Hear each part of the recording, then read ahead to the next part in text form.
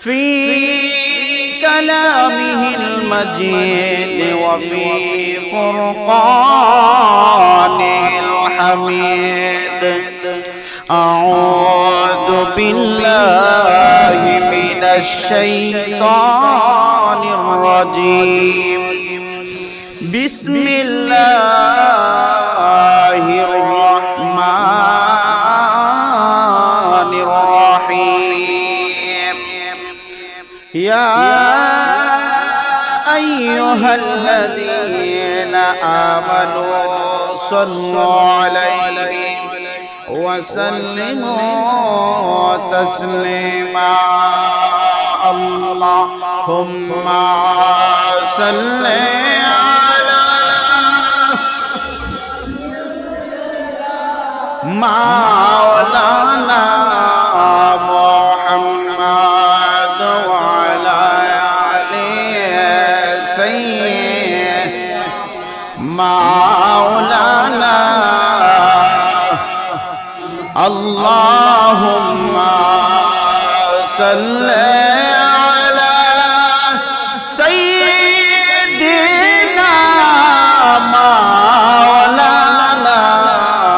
محمد وعلى سيدنا مولانا.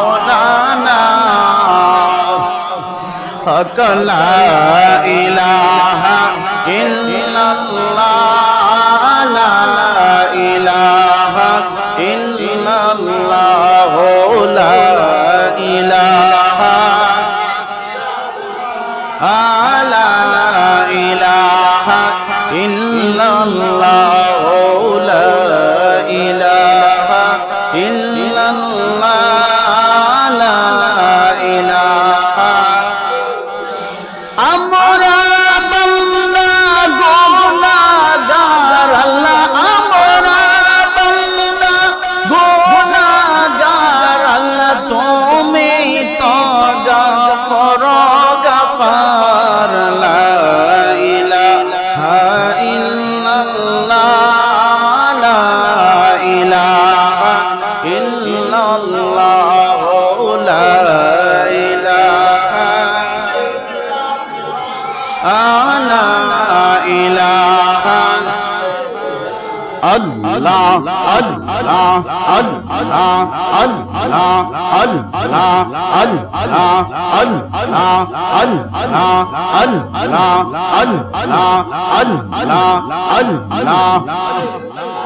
Allah Allah Allah Allah Allah Allah নবী মায়া নবী গো, আপনি নবী আমার জীবনের জীবন মশলা। আল্লাহ আল্লাহ আল্লাহ আল্লাহ, আপনি নবী আমার জীবন সাথী, অন্ধকার কবরের বাতি, আপনি নবী নির্দোষী ইয়ারদান। আল্লাহর নবী মায়া নবী গো, আপনি নবী আমার জীবনের জীবন মশলা। আল্লাহ আল্লাহ আল্লাহ আল্লাহ আল্লাহ আল্লাহ আল্লাহ আল্লাহ আল্লাহ। দেখা আপনার মুজিজা ভাগবত বিবি খাদিজা, জীবন যৌবন সইপা দিলেন গো। আল্লাহ নবী মায়া নবী গো, আপনি নবী আমার জীবনের জীবন মশলা। আল্লাহ আল্লাহ আল্লাহ আল্লাহ আল্লাহ আল্লাহ। রাহমাতাল লিল আলামিন, আপনি উম্মতের জাবিন,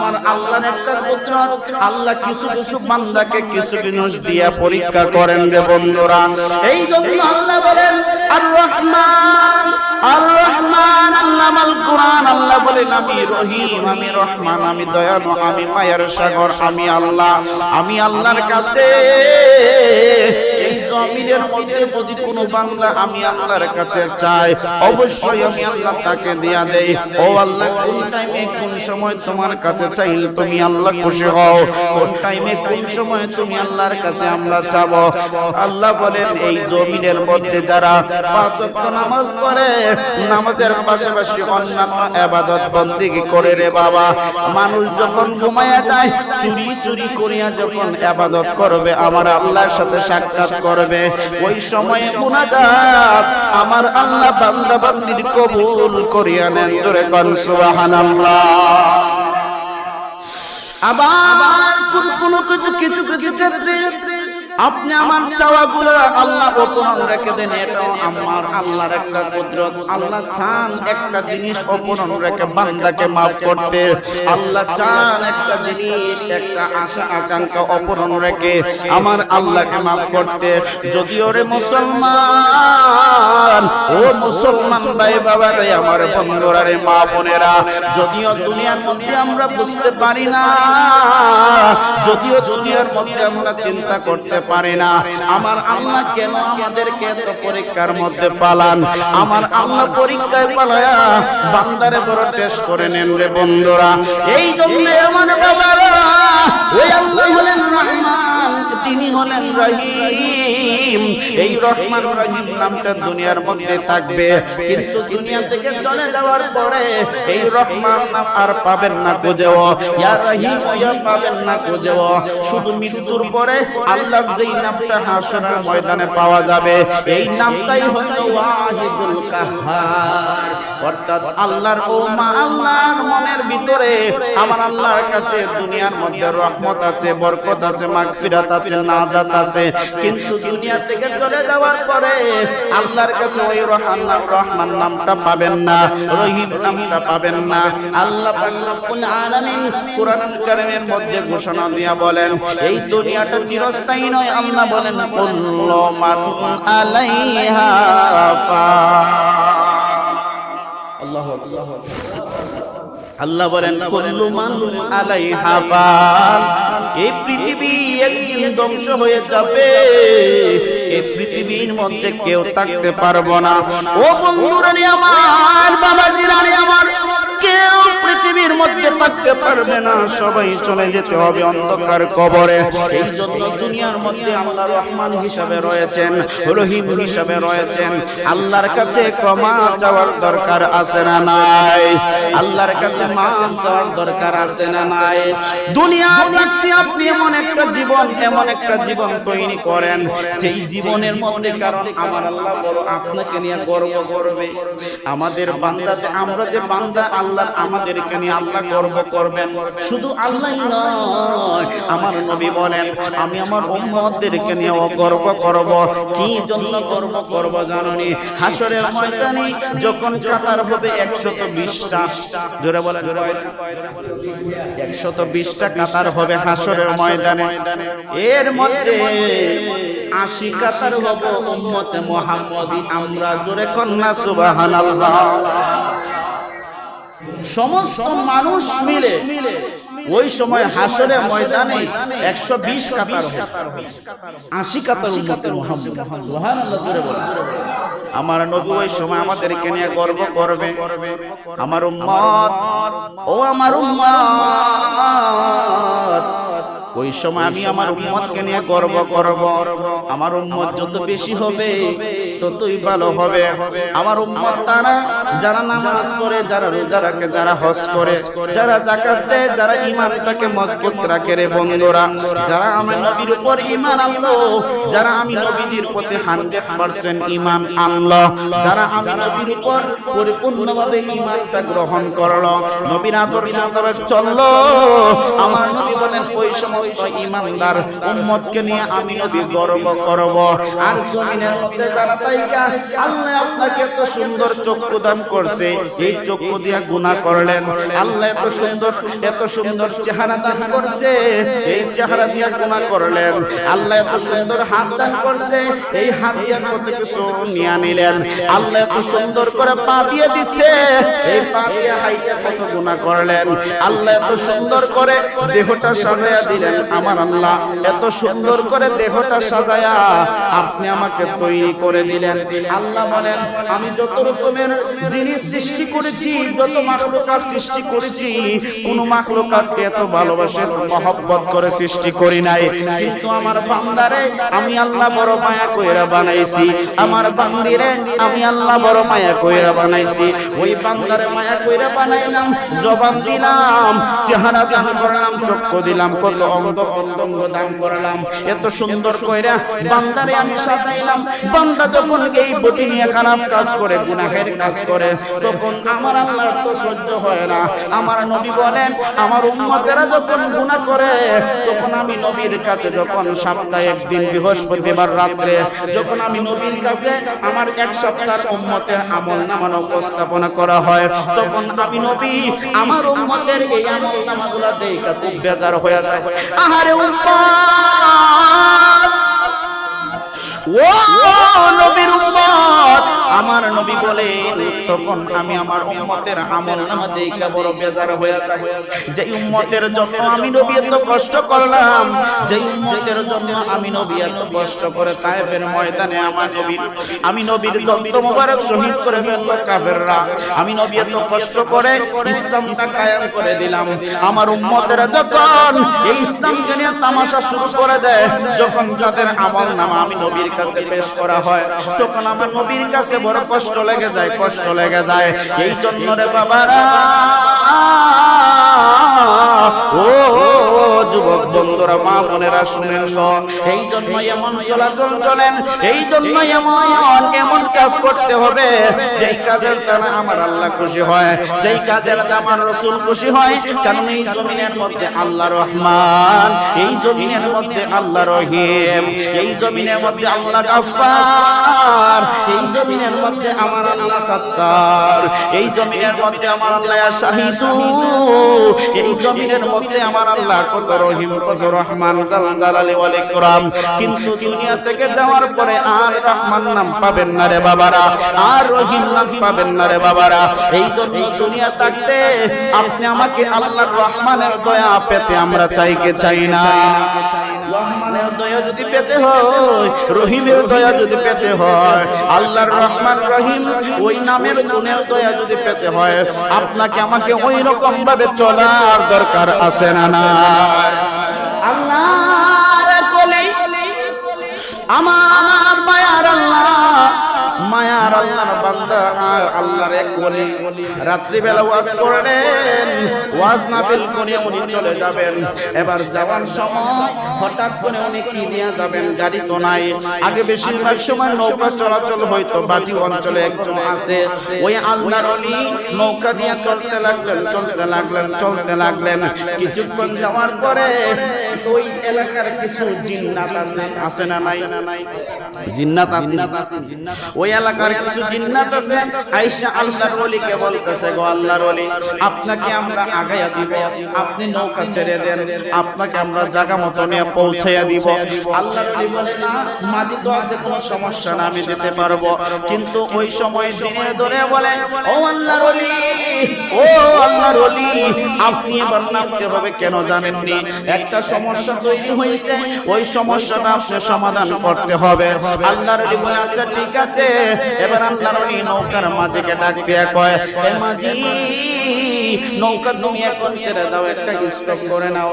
মাঝি অবাক হয়ে যায়, ও গো আল্লাহর ওলি, ও হুজুর, আপনি নদীর মধ্যখানে কেন আপনি নেমে যাবেন? এখানে তো কোনো নৌকা আর এত রাত্রে আপনি পাবেন না, রাত্র 2টা-3টা বেজে গেল, এত রাত্রে আপনি নৌকা কোথায় পাবেন গো আল্লাহর ওলি?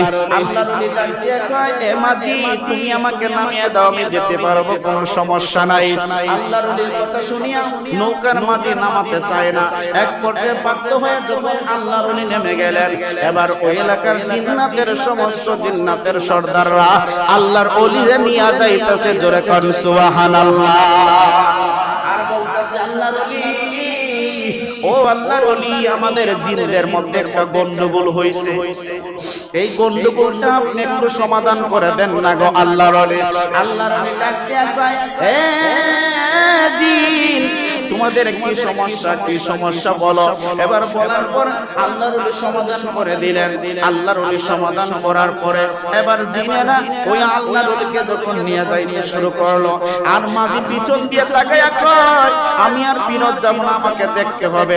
কিছুক্ষণ পরে মাঝি তাকায়া দেখে সাদা সাদা অনেক লোকগুলা আল্লাহর ওলিকে নিয়ে যারা বাড়ির দিকে যাইতেছে, মাঝিও নৌকা নিয়ে পেছন পেছন যাইতেছে। বাড়ির যাওয়ার পরে আল্লাহর ওলি এবার পিছন দিকে তাকায় দেখলেন মাঝি। আল্লাহর ওলি কোন, এ মাঝি তুমি কেন এখানে আসলা? কয় আল্লাহর ওলি গো, ও হুজুর, আপনাকে নামায়া দিলাম, আপনাকে নামানো দেওয়ার পরে অসংখ্য লোক দেখলাম আপনার সঙ্গে আসলো, এটা কোথায় থেকে আসলো? আল্লাহর আল্লাহ, সাবধান সাবধান সাবধান, এই কথাগুলো কাউকে বলা যাবে না, কারণ দুনিয়ার মধ্যে আল্লাহর ওলিরা যারা হয় দুনিয়ার মধ্যে কেরামত বেশি প্রকাশ করতে চায় না, কিন্তু আল্লাহর ওলি দুনিয়া থেকে চলে যাওয়ার পরে কেরামত প্রকাশ করে। কথা বলেন ঠিক কিনা? এই জন্য রে বাবারা, ওই ওলিয়া ওলিয়া সুহবত নিয়ে আপনি আমার জীবনটা আসুন পরিবর্তন করি। আল্লাহ তো বলছেন, ওয়া কুনু মা'আস সাদিকিন।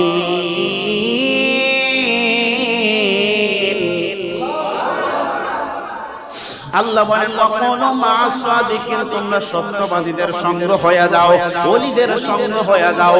এই জন্য এই দুনিয়ার মধ্যে থাকতে আল্লাহ রহমান হিসাবে রয়েছেন। ওই রহমান নামের গুণ যদি পেতে হয়, ওই রহিম নামের গুণ যদি পেতে হয়, ওই সমস্ত সত্যবাদীদের সঙ্গে হয়ে আপনাকে চলতে হবে। দুনিয়ার লোভ লালসা যতই করেন রে বাবারা, এই দুনিয়ার লোভ লালসা আপনাকে ঘেরাও করে ফেলবে। দুনিয়ার লোভে আপনাকে কবর পর্যন্ত নিয়ে যাবে। এই জন্য ওই রহমান এবং রহিমের দয়া যদি পেতে হয়, আপনি আমাকে ওই রহমান রহিমের হুকুমের কাজ করার দরকার আছে না? ওই আল্লাহর কাজ করার দরকার আছে না?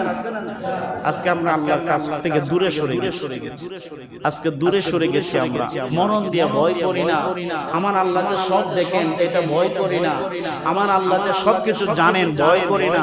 আমরা মনন দিয়ে, মননের কথাটা আমরা ভুলে গেছি, তাই তো আমরা গুনার কাজ করতে সাহস পাই। কথা কোন ঠিক না? এজন্য মরণ নিয়ে একটু চিন্তা করেন, ওই মরণ নিয়ে চিন্তা করেন, গুনাহের কথা স্মরণ করুন, স্মরণ করি আমার আল্লাহর কাছে তাওবা করুন। দুনিয়া থাকতে যদি নিজের জীবনটা পরিবর্তন করতে না পারেন, মনে রাখবেন মৃত্যুর পরে আপনি আর পাবেন না। মৃত্যুর পরে আফসোস করবেন, কিন্তু আর সুযোগ হবে না। এজন্য দুনিয়া থাকতে ওই সুহবতগুলো নিয়ে আপনাকে আমাকে জীবন পরিবর্তন করতে হবে, কি হবে না? জীবন পরিবর্তন করতে হবে। জীবন পরিবর্তন আমরা করব কিভাবে? আমাদের ঘরের মধ্যে, প্রত্যেকটা ঘরের মধ্যে সালাম কায়েম করে, প্রত্যেকটা ঘরের মধ্যে আদব কায়দা কায়েম করে। সন্তানদেরকে, আজকে অনেক ছেলেরা, অনেক মেয়েরা মা বাবার অবাধ্য হয়ে যায়।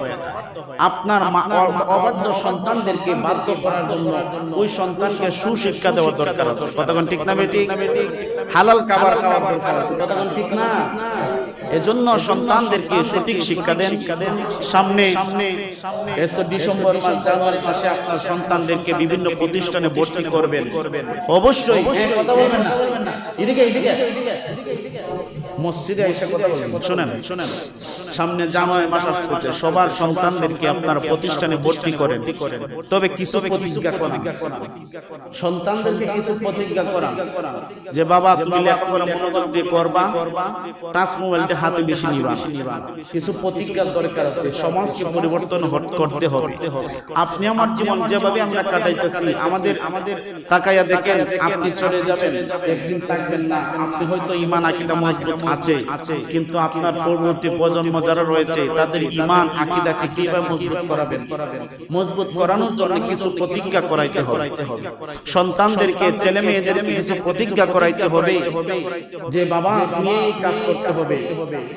কিছু প্রতিজ্ঞা যদি করায় তাহলে সন্তানগুলো আপনি আমার ভালো রাস্তায় চলবে, আর না হলে সন্তানগুলো অবৈধ কাজ করে সাহস পেয়ে যাবে, পরবর্তীতে দেখা যাবে এই খারাপ কাজ করতে করতে সন্তানগুলো নষ্ট হয়ে যায়। এরকম হয় কি হয় না? মা বাবার উপরে কথা বলে এরকম হয় কি হয় না? মা যে আছে, বাপ যে আছে, হিসাবই করে না, নিজেকে বড় পাওয়ারফুল মনে করে কথা বলে। এজন্য না, এগুলো ছেড়ে দিতে হবে। সন্তান, ছাত্র ছাত্রীরা যারা রয়েছে, আমি সকলের উদ্দেশ্যে একটা কথা বলি, পড়ালেখা করতে হবে মনোযোগ সহকারে। আপনি যেই সাবজেক্ট ভালো বুঝেন ওই সাবজেক্টে পড়ালেখা করেন, আপনি কামিয়াবি হবেন। আপনি চেষ্টা চালিয়ে যান, কামিয়াবি হবেন। কামিয়াবি করবেন কে? আল্লাহ। আপনাকে আমাকে চেষ্টা রাখতে হবে যে আমি যদি একটা সাবজেক্ট ভালো বুঝি আমি এই সাবজেক্টে পড়ালেখা করি। আমি যদি সায়েন্স ভালো বুঝি তাহলে সায়েন্স পড়ি, আমি যদি আর্টস ভালো বুঝি আর্টসে পড়ি। আমি যে বিষয় ভালো লাগে আমার ওই বিষয় আমি পড়বো। আমাকে গন্তব্যস্থানে নেবেন কে? আল্লাহর উপর ভরসা রেখে, আল্লাহর উপর তাওয়াক্কুল রেখে চলেন। বিপদে পড়ে গেলে হাসবুনাল্লাহু ওয়া নি'মাল ওয়াকিল, হাসবুনাল্লাহু ওয়া নি'মাল ওয়াকিল, হাসবুনাল্লাহু ওয়া নি'মাল ওয়াকিল, আলাল্লাহি তাওয়াক্কালনা। এই শব্দগুলো উচ্চারণ করবেন। আল্লাহ যেন আমাদের প্রত্যেককে ইসলামের সঠিক সমাজ দান করেন। সকলে বলেন আমিন। ওয়া আখিরু দাওয়ানা আনিল হামদুলিল্লাহি রাব্বিল আলামিন। আসসালামু আলাইকুম ওয়া রাহমাতুল্লাহ।